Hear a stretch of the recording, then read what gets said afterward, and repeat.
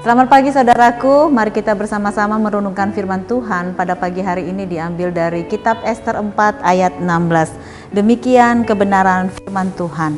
Ester 4 ayat yang ke-16. Pergilah, kumpulkanlah semua orang Yahudi yang terdapat di Susan dan berpuasalah untuk aku. Janganlah makan dan janganlah minum 3 hari lamanya, baik waktu malam, baik waktu siang. Aku serta dayang-dayangku pun akan berpuasa demikian, dan kemudian aku akan masuk menghadap raja. Sungguh pun berlawanan dengan undang-undang, kalau terpaksa aku mati, biarlah aku mati. Ada kisah seorang ibu yang mengorbankan kedua matanya untuk menyelamatkan penglihatan putrinya ketika sang putri masih kecil. Pengorbanan yang dilakukan oleh ibu ini membuat ia harus menjalani hidup dengan kebutaan. Setelah putrinya dewasa, ternyata ia sangat malu dan benci memiliki ibu yang buta. Namun dari surat yang dibuat ibunya sebelum meninggal dunia, belakangan gadis tahu bahwa mata yang dimilikinya adalah mata ibu kandungnya sendiri. Ia pun akhirnya menyadari bahwa ibu kandungnya betul-betul berkorban untuknya. Saudaraku, kisah Ester dikenal sebagai kisah seorang wanita yang berkorban dan berjuang bagi keselamatan bangsanya.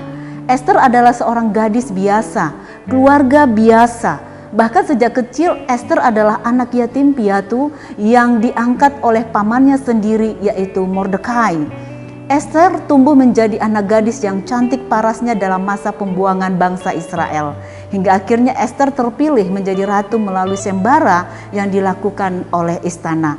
Oleh karena rasa sakit hati, maka Haman, seorang pejabat istana, mempengaruhi Raja Ahasiweros untuk mengeluarkan undang-undang agar orang Yahudi dipunahkan. Kabar itu didengar oleh Ratu Ester dan ia menyerukan agar semua orang Yahudi berpuasa 3 hari 3 malam, jangan makan dan minum.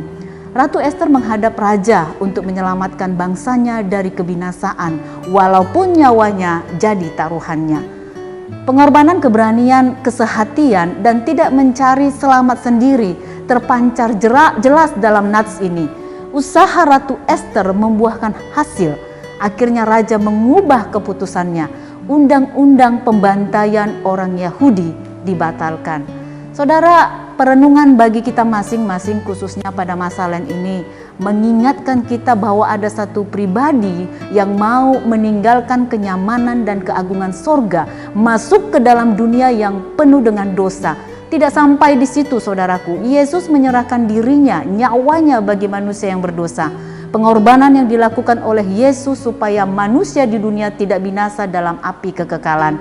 Ia datang menyelamatkan. Maukah kita berkorban sesuatu agar orang lain selamat?